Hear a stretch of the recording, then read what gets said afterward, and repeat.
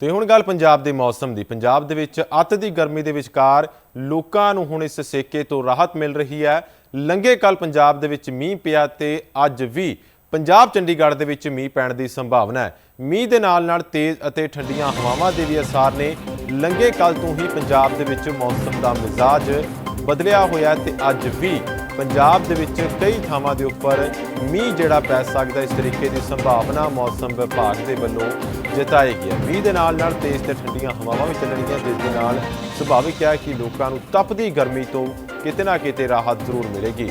ਲੰਘੇ ਕੱਲ ਤੇ ਅੱਜ ਬਦਲੇ ਮੌਸਮ ਦੇ ਕਾਰਨ ਪੰਜਾਬ ਦੇ ਵਿੱਚ ਤਾਪਮਾਨ ਦੇ ਵਿੱਚ ਲਗਭਗ 6 ਡਿਗਰੀ ਤੱਕ ਦੀ ਗਿਰਾਵਟ ਜਿਹੜੀ ਆ ਦਰਜ ਕੀਤੀ ਗਈ ਹੈ ਤੇ ਤਾਪਮਾਨ ਹੋਰ ਵੀ ਜ਼ਿਆਦਾ ਘਟ ਸਕਦਾ ਜੇਕਰ ਅੱਜ ਵੀ ਪੰਜਾਬ ਦੇ ਵਿੱਚ ਮੀਂਹ ਪੈਂਦਾ। ਤਾਂ ਲੰਘੇ ਕੱਲ ਤੋਂ ਹੀ ਪੰਜਾਬ ਦੇ ਵਿੱਚ ਮੌਸਮ ਦਾ ਮਿਜ਼ਾਜ ਬਦਲਿਆ ਹੋਇਆ।